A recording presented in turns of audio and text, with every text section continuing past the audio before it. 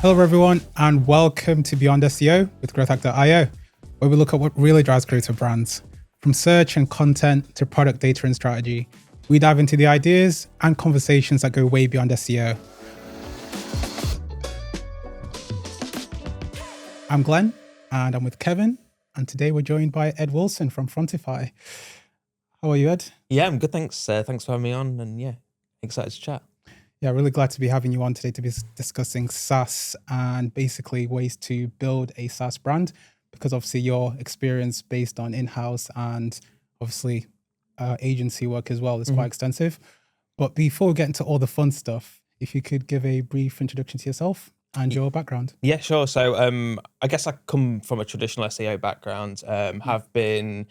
I started off as like a failed developer, and I think my first like discovery of, I'd say, search was when I was 16, trying to like make money online in the sense of like building websites and things, discovering AdSense. So I was very much of like trying to hack things together, testing things, what worked, etc. Kind of fell into SEO accident, like by fortune, like a lot of people do. I was a developer, but then kind of stumbled upon in terms of like how to drive traffic to websites, drive revenue at conversions and stuff like that. So yeah, fell into it that way really, and then haven't looked back ever since. I'd say like since then, whilst I come from like a traditional SEO role, I've like gone into different functions, like more like technical and web experience, CRO strategy, content strategy, working with like PR teams, etc. and stuff like that. So that's why I've like evolved more into a view of like organic growth, where I think now, especially in this day and age now, is becoming more and more relevant than ever. So, Yeah, no, that's awesome. And speaking of organic growth, one of your headlines, which I think I wanted to read out, I saved it as well, basically said organic growth for the AI era. Yeah. And I wanted to ask the first question in terms of that. For you, when did that feel less about SEO being siloed and that phrase being more of a broader term? I think I'd say quite early in my like career, I really didn't like it when like the work I was working on was like pushed to a side of the website that was just like, oh no, that's just for SEO or the thing. Yeah. And where I actually thought a lot of the value was connected to the brand, either it be through product marketing, commercial enablement. It felt unfair for it to just be siloed as like, oh, we just have that for SEO and stuff like that. Whereas I actually thought, no, there's a lot of insight into this. It's targeted. It's trying to solve a pain point. It's speaking towards a relevant audience. So I try to bring it to the forefront of like SEO becoming less siloed and bringing it more into like a funnel, cross-channel area where it actually connects towards the brand, it connects towards growth, it connects towards like, especially in the B2B area, like product marketing, etc. and stuff like that. So I'd say that's why I've always tried to pioneer is like it's more general good marketing rather than just for SEO. So I'd say there. And then I'd say for like the AI era is because obviously I think the way that we discover brands or solutions now is fundamentally changing. Like the currency of SEO was obviously click growth and everything like that now, but I think it's becoming more and more of an orchestration exercise across a company where you try and understand the category, what is great about it, and trying to position that across teams and turning that content, that platform, that visibility into something that echoes across channels, like across all the fragmented channels now, and delivering that one like unified experience. So I think that's where I see it.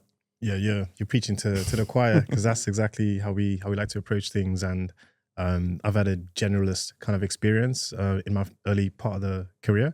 So yeah, that approach, it makes absolute sense. And I think the SEOs are now waking up, or maybe there's a correction now, because I think it is a mistake just to silo SEO or PPC or whatever channel, because it is about the broader positioning, the brand, all that growth that kind of ties in with everything that you're doing.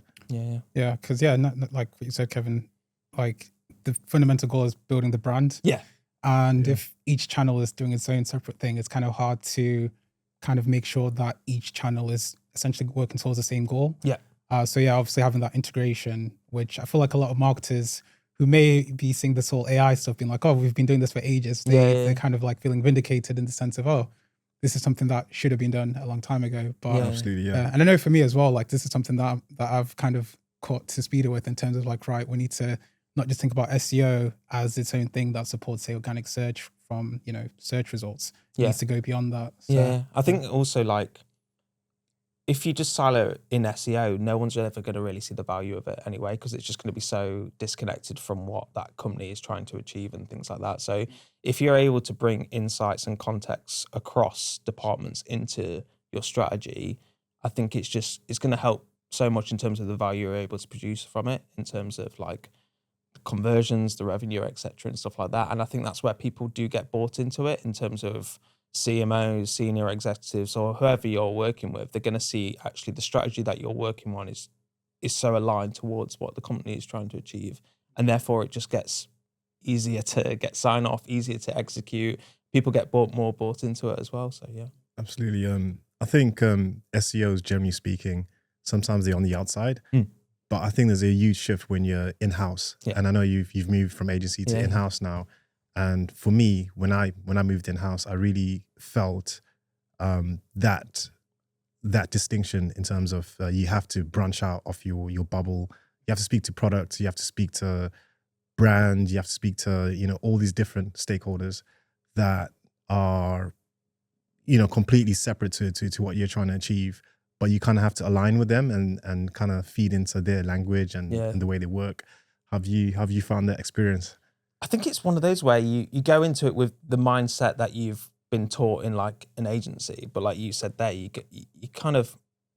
realize quickly that you need to become more than just like a labeled SEO, and more of like just a good marketer in that sense, but just know what you're trying to influence and impact and the channel area and stuff like that. So I think completely agree with you. I think it's all about working. I think cross collaboration is a key thing in terms of working across teams and organization. And I think a lot of it is just like seeing SEO as like a product that feeds into the wider brand, but also what that relies on as well. So like, what are the connecting dots? Like, who do I need to speak to that knows this information? Who's got really good insight that can just feed so much into the strategy? Like, on the execution front, who do I need to rely on and who can help contribute? But I think a lot of the time as well, especially now, it's building systems that beyond just like delivering things, it's something that can sustain itself, where you're launching initiatives, but it's being monitored, it's being updated, it's being refreshed and things like that. And I think it's just, it's big. It's like, it's a lot to do now, but I think I'd say now there's more interest in this area than ever because of the rise of AI discovery and search and things like that. So I think it's so interesting because obviously there's a lot of attention being paid towards this area, and rightly so, because there's a lot of opportunity out there. But yeah, I think a lot of it is being able to understand the function of a company and understand how you can, I use the word orchestration because I think that it's working across and trying to orchestrate all the insights that you can see with a company and then project that into a strategy. Yeah, I like that word orchestration, as an orchestra, and yeah. You're the conductor, I guess, and bringing it together. Yeah. And that's a good segue really into kind of the next thing that we want to task in terms of obviously your experience and background. You said obviously you did a bit of development and also a lot of broader digital roles as well, to obviously now heading, organic growth at Frontify. And what have you noticed based on your in-house experience and also agency side experience when it comes to SaaS businesses? Yeah. When it comes to building and growing a brand that's essentially showing a good ROI when it comes to recurring revenue? I'd say within the agency, and I think this isn't so much a criticism, but it's almost, I think it's difficult to do, is be really close to the numbers and the commercial side of what happens internally. I think back in my agency days, it was almost like a default to refer to traffic metrics and like overcompensate on like what they're delivering, etc., and stuff like that. Whereas in-house now, I think a lot of it is trying to understand, like you said, like the return on investment from the channel brings. So I think, fortunately, I think I did do it a little bit going straight into Frontify, but I never really pioneered for like traffic growth as like the North Star of what we're trying to do. And it's great and naturally we do see that increase just because of the investment in the area. But it's not like I pioneered a strategy of like we drove clicks by 25% or anything like that. Yeah. It's not never been like the hero that it's never been the thing that I've tried to like focus on. A lot of it from the get-go was like, okay, what are the conversions coming from this channel? What's the opportunity value, and how has that increased? What's the average like opportunity value from this channel, and how can we increase that, and things like that. And I've always focused on that area. Looking back on my agency days is like I don't think I didn't spend enough time trying to. I think towards the end, when I got more experience, I did that. But I think I'd encourage anyone in the agency side of things to just try and get as close to the numbers as that what your contact at the company is doing, because I think a lot of the time you'll be having to present these metrics that you think matter, but they're having to do the translation on their side of what that means. And I think if you're able to do that in terms of hearing the value that you bring, it just makes a lot more sense. So I'd say the difference, a lot of the time is the reporting aspect and like the commercial mindset of agency versus in-house. Yeah, we're having this conversation. Yeah, I was just thinking as well. A lot. You know, when we are reporting, we're doing like 2 reports essentially. So the exec level report is about the commercials. Okay, what were the MQLs? And speaking the language, because sometimes the MQL that we think is an MQL is not an MQL. We speak to one of these B2B brands, and they have like qualified lead, and then it moves into, you know, all the different stages. So just understanding what an MQL is, and reporting on those numbers that actually mean something for them is something that we're working on. And I keep telling the team, yes, it's great doing the detail and all these softer metrics, but we need to have this exec level report that just speaks their language. Yeah. Because I think because a lot of the time, like I said, they'll have to go away and like they'll have to try and big you up in like, oh, these guys drove this, but it's like, why? Let's control that ourselves in the sense we know the opportunity and value that we're bringing. Let's report on that and like hero it as the report, so that people outside of the marketing team, like the commercial team, will naturally see these reports and things like that. And if they see that the level of opportunities that you're bringing in, it's going to be a big advocate of the channel or areas. Definitely, I'm keen on understanding the numbers, the value. You know, what was the company, and you know, is it progressing? You know, are sales qualifying it?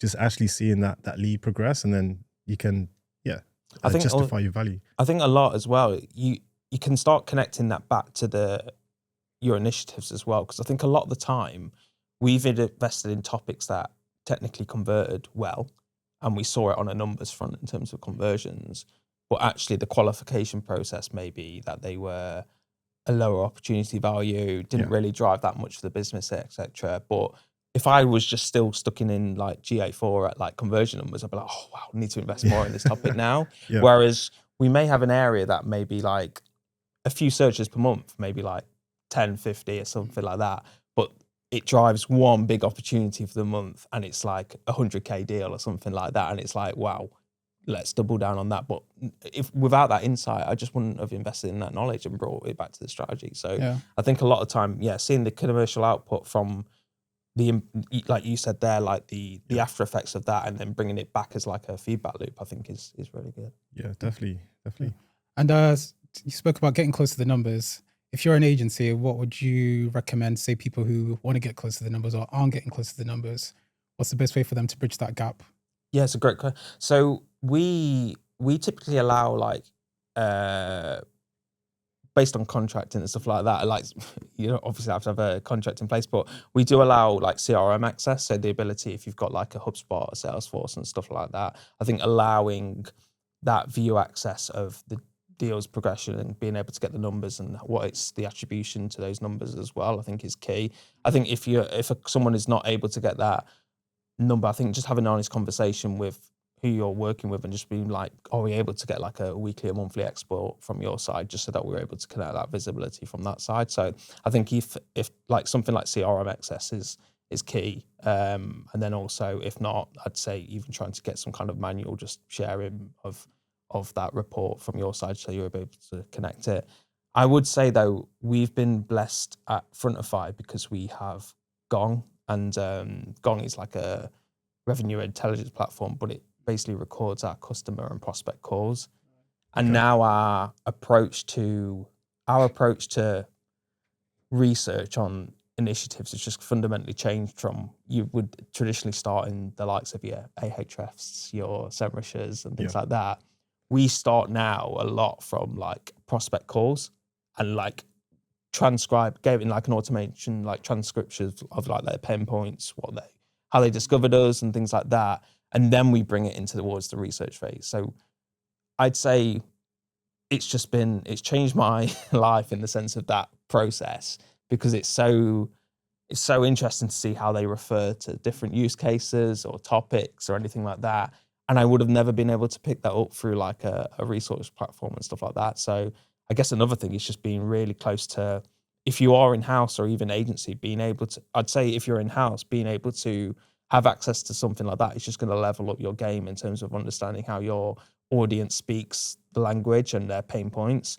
If you're in agency, I'd say like getting really close to commercial teams and sales teams to understand what they typically discuss on calls and things like that, even if it's like a monthly sync or anything like that. That's quite useful, yeah, because that kind of makes you, I suppose, if you want to call it like research or keyword research, a lot easier because you've got more data that's actually, credible because it's from, the target audience essentially. Yeah, exactly that. Yeah, so there's a lot of cool things that you can do now, like with like automation in terms of like AI insights across, like we do things where across like the past 12 months, all our enterprise prospects, what are they discussing? What are they asking for? What are their solutions, etc., and stuff like that. And being able to see a common theme across the board just means that it's easier to double down on certain like areas. Yeah.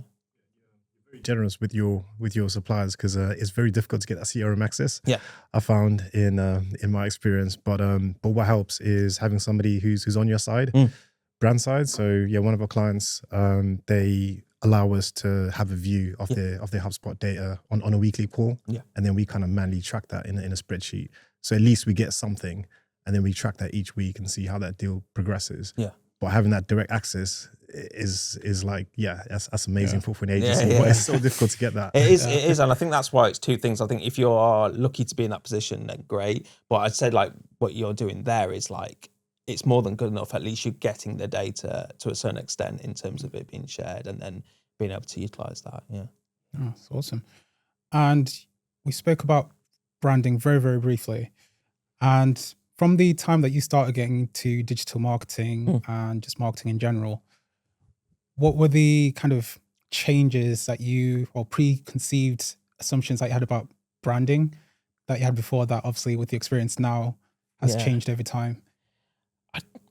I always saw branding as like a distinctive thing that like in its own area that like it just, you can't connect it towards product or growth or anything like that.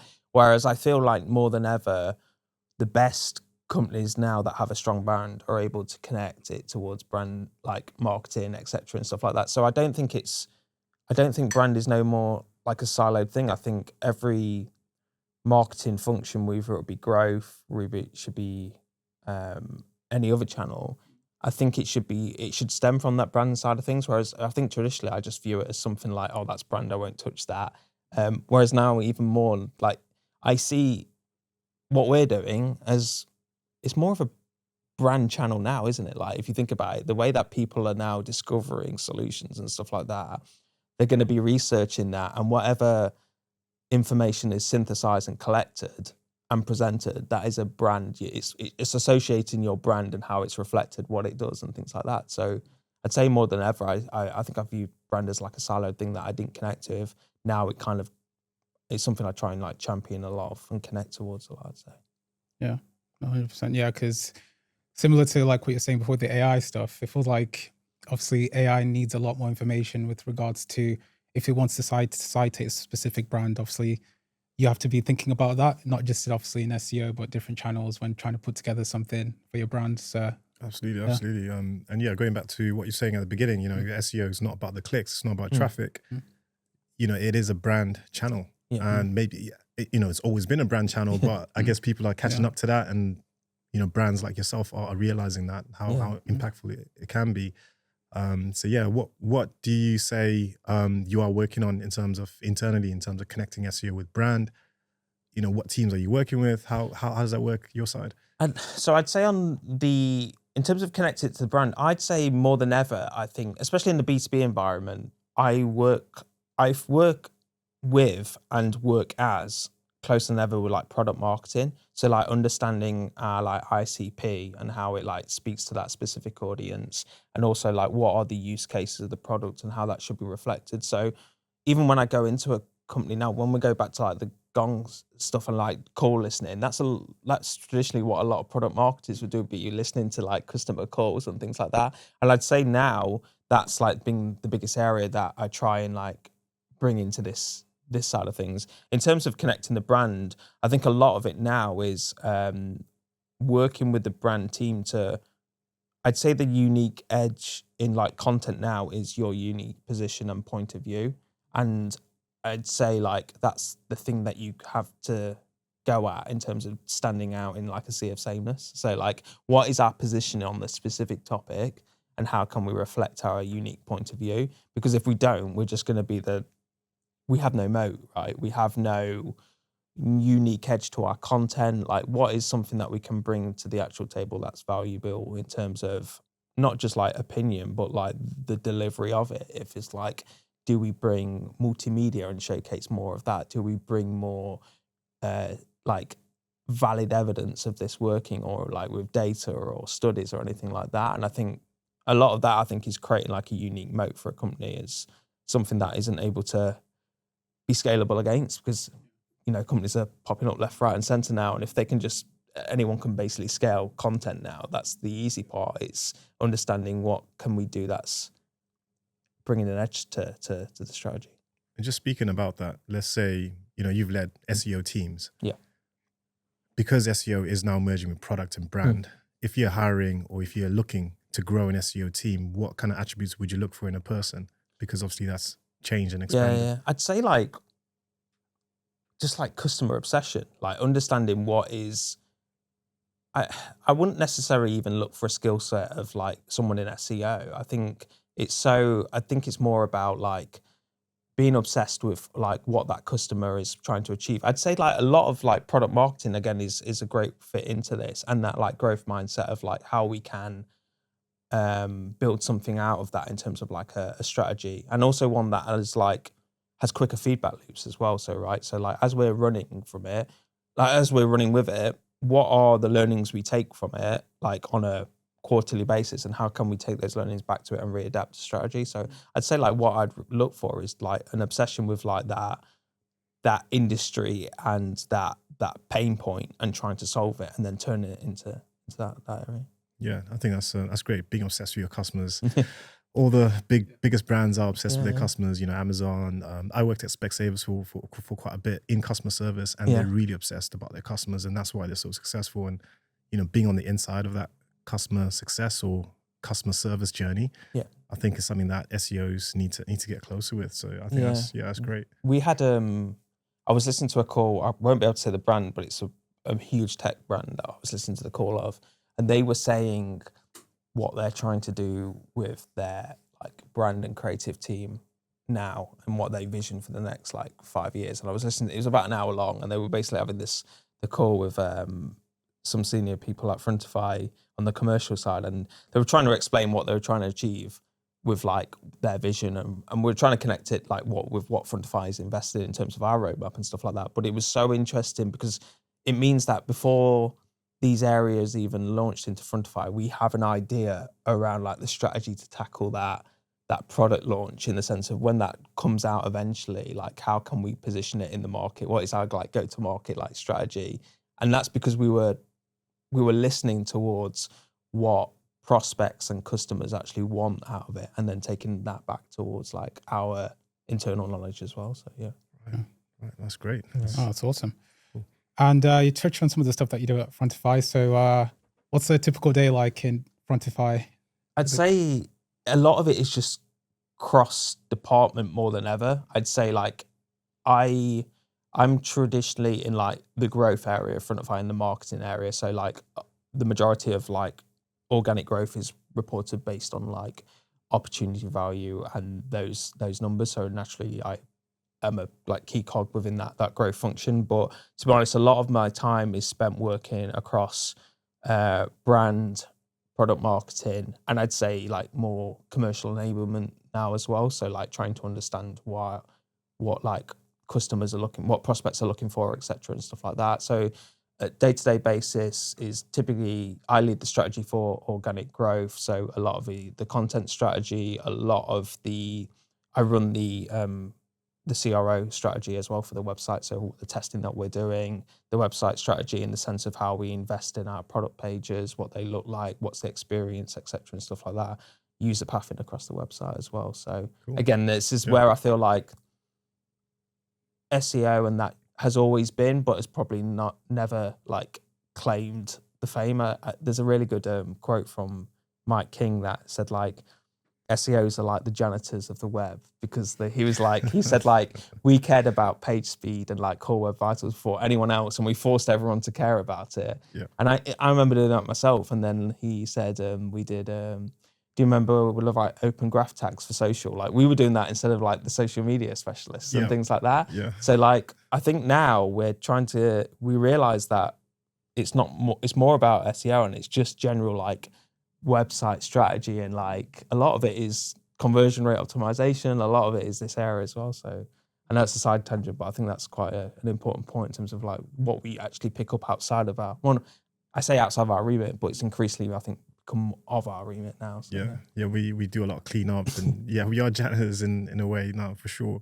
I think our experience is that, you know, when something goes wrong, they point to the SEOs, and we deal a lot with development, etc. Yeah. And how have you found working with development teams? Do you have an in-house capacity, or do you work with agencies? How does that work? So we have both like in-house and like a supporting agency. So I'd say like more than ever, it's becoming a lot easier in the sense of a lot with like AI and things like now. A lot of people are more comfortable in terms of like jumping in like certain code bases or platforms and having that ability to make the changes. I think a lot of the time though, again, previous with working with developers, I think it's just understanding where they come from, and also like, rather than just giving them something to work off, kind of the storytelling aspect of like what you're working towards as well. So we try and do that to a certain extent in terms of like when we're trying to make a significant change, we want to bring more data points in terms of like user testing, rather than just saying we need to fix this. It'll be a case of like, this is what we're currently seeing on the website. This is why we think that, what's our hypothesis? We feel like we should have this improvement because we feel like it's going to do that. And then reporting on that successful impact of it as well. And I think if you're able to what we try and do is bring along that journey in terms of that actual impact and the performance of it, so they can actually see what we're working towards, and for them to be part of the journey as well. So that's great. A lot of the time we're doing that. That's good. Our experience with developers is that they just want to get the job done. Yeah. And, you know, once it's done, it's done. They don't care about, you know, what happens afterwards, the impact, the performance. So that, you know, bringing them into the journey is really insightful. I think we'll try and take that on as well, and try and bring our developers on with that journey. A lot of it is like, I think they get more bought into it that way as well. They can see the actual, and I think a lot of it like is just recognizing that they're part of like the wins as well. Like saying like, instead of like saying we owned this and delivered it, a lot of the time now what trying to celebrate is like, it's a collective effort. We worked together and achieved this. And I think if they see that, then they're like, well, yeah, obviously like I want to be part of this journey where we're like delivering cool stuff and getting it to win and stuff. So, it's part of that integration process. The development, they're also part of that process. So integrating them in that. Part of the orchestra. I'm taking that. I'm going to use that now. You spoke about impact. So when you joined Frontify, what were some of the key things that you noticed that when you joined it, like, this is a key area here that can be a massive impact to growing the brand? Do you know what? I think being completely blunt, I think anyone can, if there's a successful like paid search function in a company, I think there should be a successful like organic growth function of the company. If you, in traditional like Google search, if you are able to get conversions through PPC, you should be able to get conversions through organic growth. So a lot of like my first 30 days or so was just like, it's so simple, but I think a lot of people miss out on it. It's just like, what converts through PPC? what are those topics, those areas, what really resonates with the audience, and almost using that to like prove the value of the area straight away. Because I think the biggest, if you're able to get a win on board as soon as possible, people already start trusting your instinct in that, rather than saying, oh, we've been doing work for the past 6 months, but we've just done like the foundational stuff. Like you probably won't see results until like month 12 and stuff like that. But I think being able to get in there straight away and like say to people, look, we see an opportunity here where we can like deliver value in the first 3 months, etc. And I think a lot of it was just seeing those like, hey, quick wins almost, like, and then seeing like, we know these convert through PPC. What can this translate to in like a sprint, as like trying to see where we can connect the dots to get the visibility on these areas and getting them converting through the organic front. So a lot of it was based on that in terms of what was missing to help support that like area to just get value through the door, I'd say. Before you joined Frontify, how did they do that? Did they have an organic strategy? How were they connecting those dots, or was it just, I guess, them focusing on brand and not really focusing on the performance aspect of SEO? I'd say there was like slight growth in the area because it was just naturally picking up through like content investment, like naturally picking up through there. I'd say there wasn't a dedicated person on that area. So they were just like, it was more of like a content marketing strategy rather than like a dedicated area and stuff like that. But like I said, I think I came in as a focus on SEO, but I think naturally they saw, what I really tried to do is like become more than SEO and become more like the organic growth function, because I think that is a big thing of the area. It's more than just driving clicks through like search. It's more around like the website strategy, the conversion rate optimization, how you position the product for things like that as well. So yeah, I think they naturally had more of a content marketing function. It evolved into an SEO function when I came, but then has now naturally increased into like an organic growth area. That's cool. That's really cool. Yeah, my experience in-house, you're always battling with product because they love naming new things and creating new products. How have you found navigating that challenge? Because, they want to launch something and then it's going to cannibalize some other thing that already exists. How have you, or do you have that problem, or do you not have that problem? Or, how have you found navigating that journey with them? Again, I think I'd say yes, 100%. I think a lot of the time it is down to exactly what you said there. It's like a positioning exercise. They see it as this. You see it in the industry and the insights as like something that may not work quite well. I think a lot of the time is bringing evidence to the table, right? Like, and going back to that point around developers, it's like that storytelling exercise around like what you see in the market, what competitors are doing. I'm not saying that should be the influence of that, but it's good to reference as like a point of like, this is working successfully.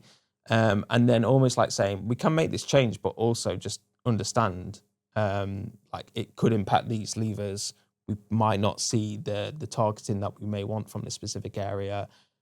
How can we join the dots together and work something that's a little bit cross the line and stuff like that? And I'd say a lot of the time they are because something that I've definitely like really focused on more recently, it's like everyone has good intentions at the end of the day. They're not naturally trying to destroy your work.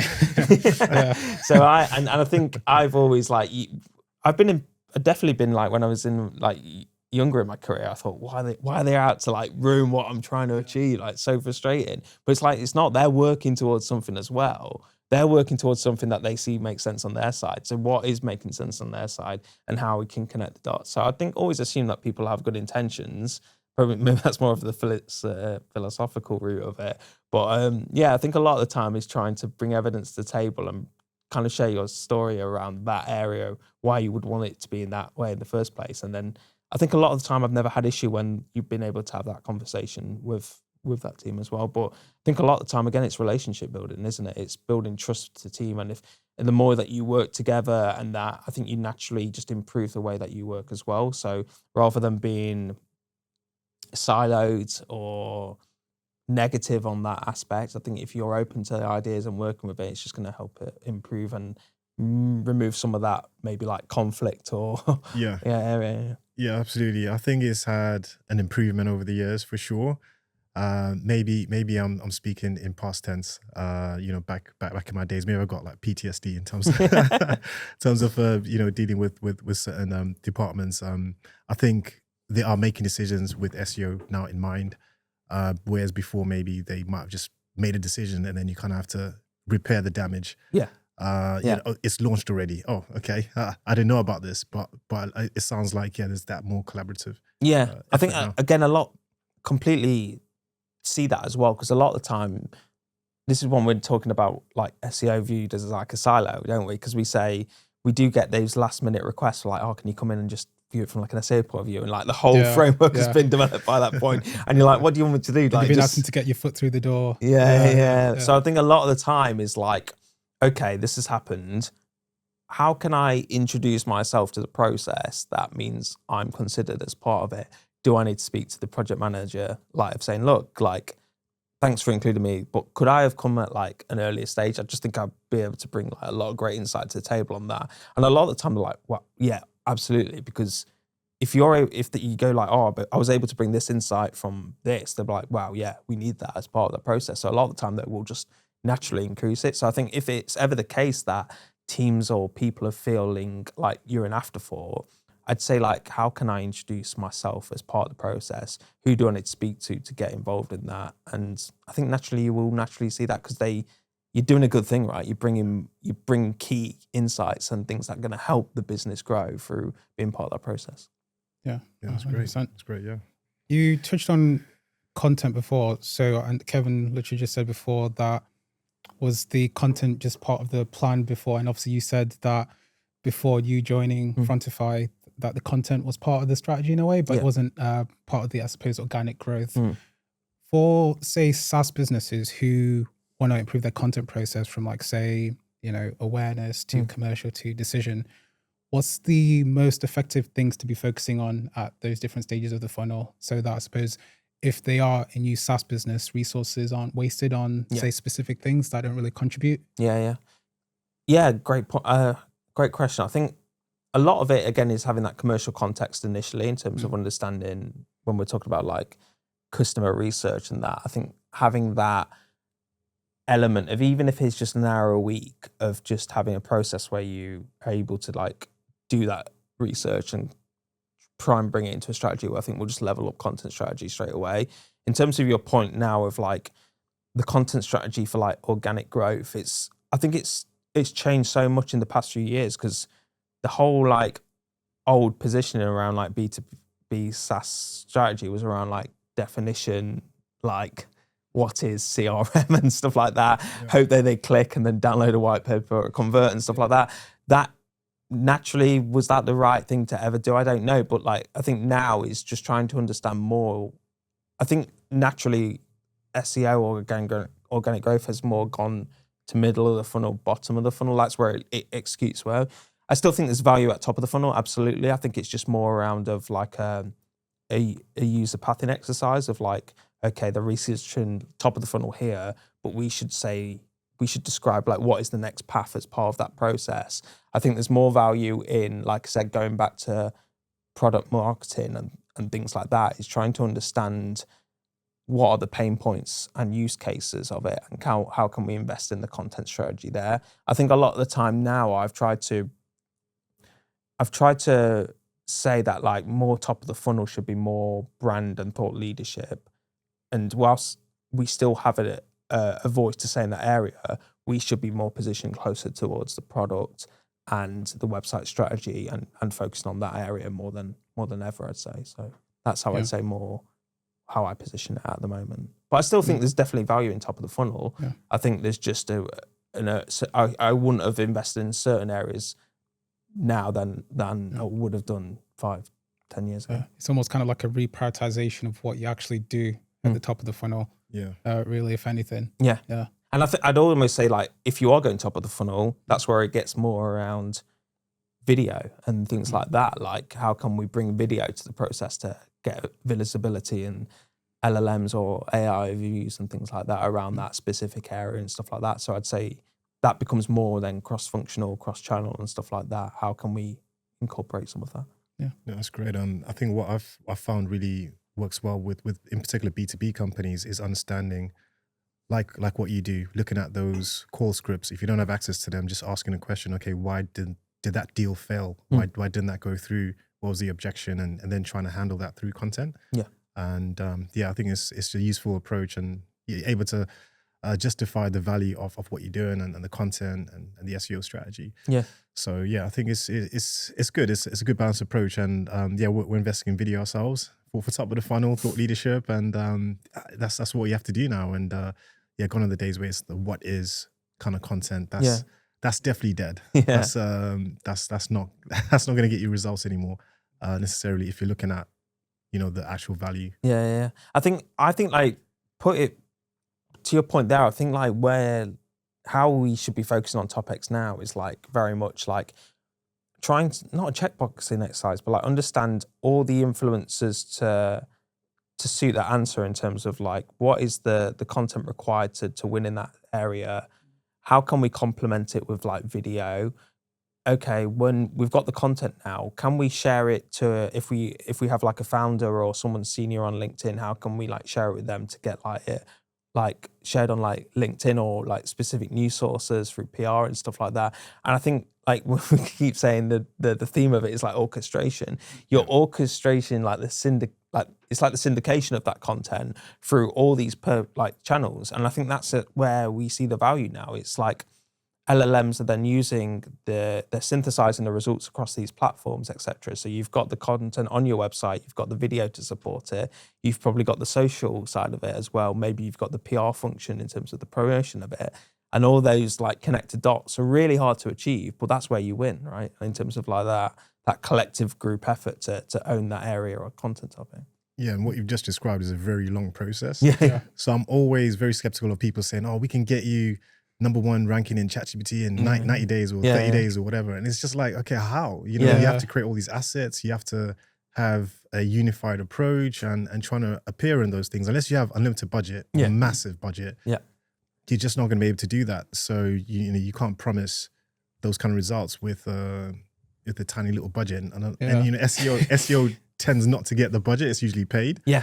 So, that's a challenge for sure. But I'd say on that point, like when you said like paid normally gets the budget, and I think it's because they have traditionally always spoken numbers, like they've always, CMOs love paid because they know the return on ad spend, they report on return on ad spend, they report on return on investment and things like that, whereas traditionally SEO is reported on clicks and traffic and stuff like that, so they've not seen the value on it. So if we again go back to the original point, if we hero ROI and the impact of it, naturally we should see the budgets that paid get as well. So yeah. And they're like, it's like literally like coming back full circle in terms of like translating that message to say the C-suite or anyone involved who makes these decisions as to, right, this is what the SEO stuff that we're doing is translating to in terms of obviously revenue. Yeah. And obviously from that point, that's when you can see you can get the budget that say paid would get as well. So, I was going to say on that, I think we mentioned earlier, like this area now, I think is getting more attention than ever because of the discovery through ChatGPT and things like that. And even our CEO asks about this now, and like traditionally wouldn't saw value in probably what I was doing, obviously, but it's such a new area and stuff like that it's just I think just super interesting. Yeah, you're not alone there getting a lot of questions about ChatGPT. So yeah, it's the #1 question we normally get sometimes. Even like pitches, it's like, oh yeah, this is a great strategy, but what about ChatGPT? What about what are you doing on that?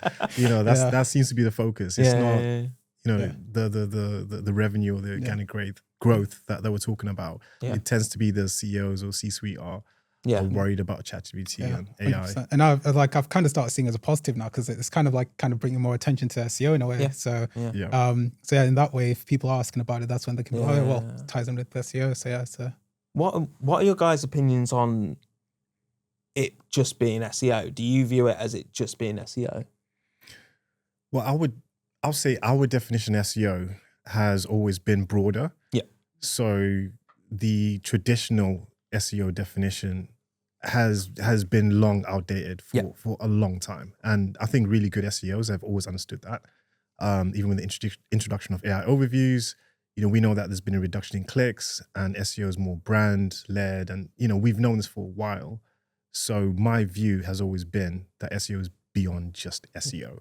And that's how we've always approached things. And that's why we bring on partners for bigger projects when it's necessary.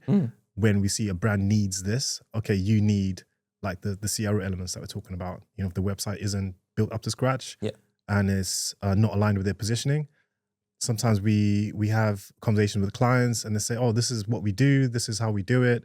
This is the beauty of our product and platform. And then it doesn't translate to the website at all. So you say, okay, we need to start from scratch.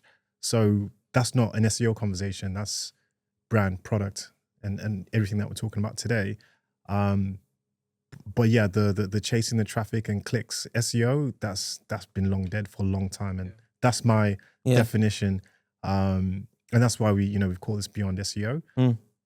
And that's what we're trying to preach, because that classic SEO definition that clients may have in their head, that's just Change, inaccurate and outdated. Because like nowadays, at least as well, especially on the organic side, like what you touched on it as well. A lot of like stakeholders are now questioning. They're asking more questions at least, which is positive as well, because it kind of allows a lot of the SEOs to kind of like look beyond, say, the softer metrics. Just be like, before you could hide behind, say, traffic or organic sessions are up, and nowadays, obviously, a lot of stakeholders, they want to know more. So because of that, you can't just, rely on softer metrics. You have to be more commercially focused, which is positive for the industry as well, because you have to actually provide a service that's actually providing an ROI. So that's the main thing. Because when people ask me, are they two different things? I think there's two truths. I think with SEO influencing LLMs, I think there's two truths. I think there's a good organic footprint will naturally translate towards the impact. And I think that's true. Like investing in the practices that, and beyond exactly what you said, is going to have that impact. But I also said I'm more cautious. Well, not cautious. I'm more aware now of things that I wouldn't traditionally do for traditional organic.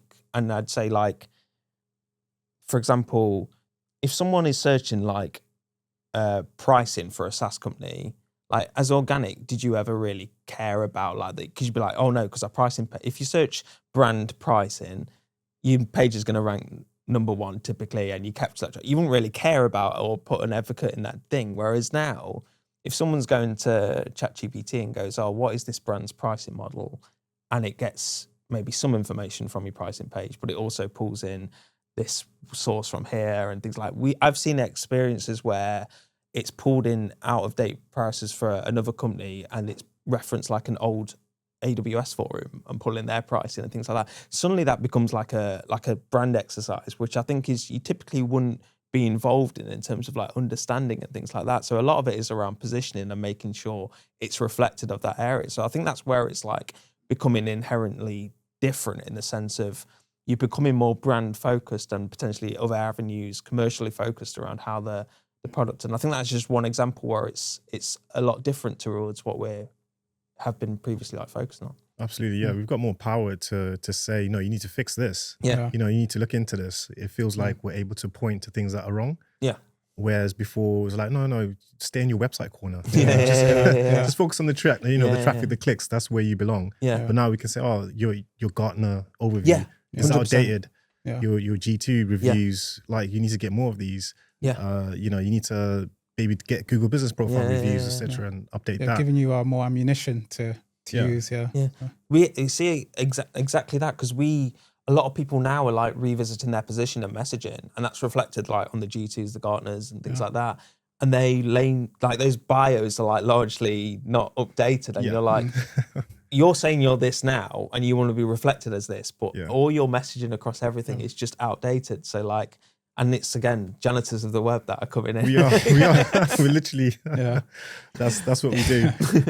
I don't know in the sea like what kind of creature it is, but there's those janitors of the sea, right? Those little sea creatures. Oh that clean up. That clean up. Just come and clean up everything. That's what we are. Like, literally. But I think a lot of that is like it is interesting because I think people aren't aware of I think a lot of people outside of this industry aren't aware that that the likes of ChatGPT and a lot of LLMs rely on a search index or a web index to like almost collect that information and synthesize like the results, etc., and stuff like that. So I think again, a lot of it is like education as to like how that impacts it. And I think without even repeating, orchestrating that like process of making sure that we aligned on that, I think is important.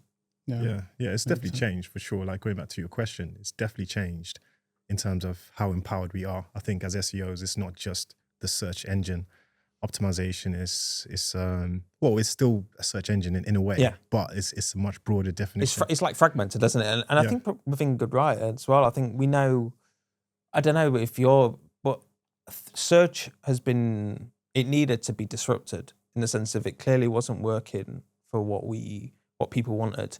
Like if you wanted to answer a question to Google traditionally, you'd have to dumb your question down towards like a specific topic, wouldn't you?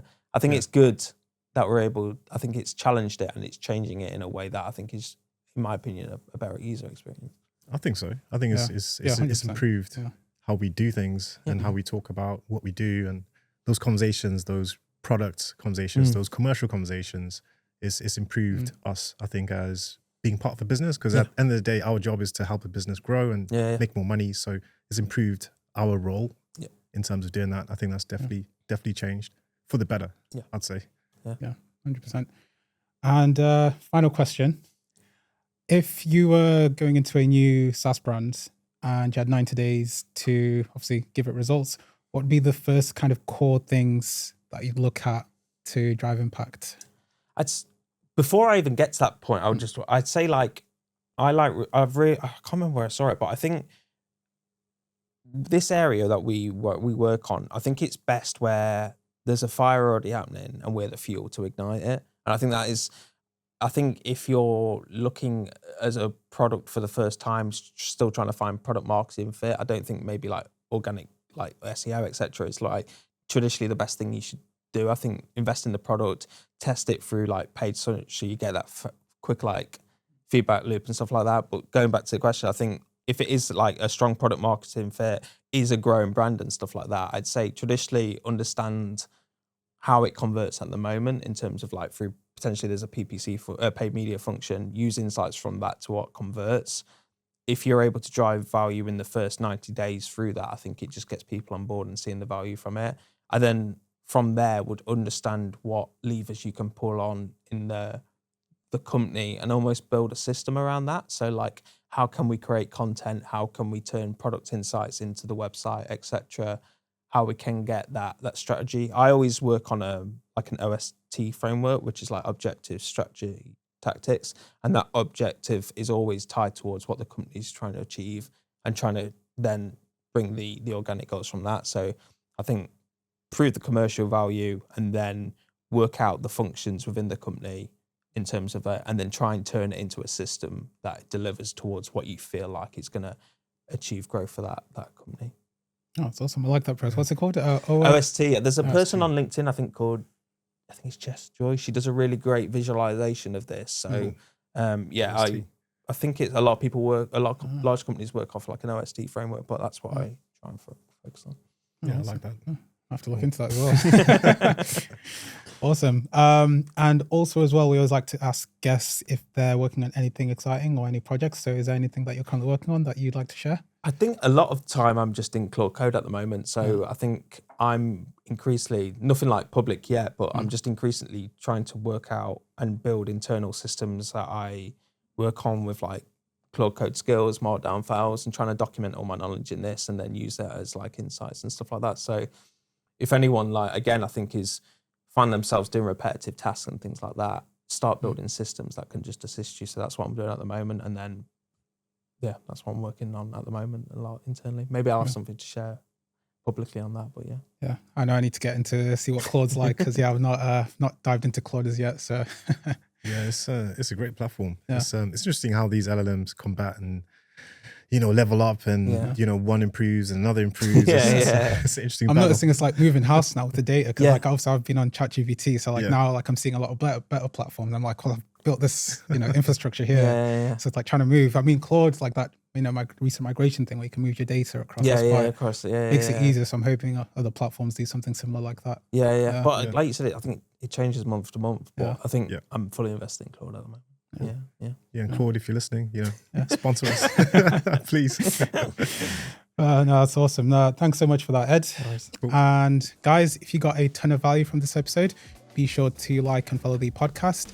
And if you want to learn about all things branding and SaaS, you now know where to find Ed. As I said before, be sure to like and follow the podcast. But until the next episode, we shall see you next time. See ya.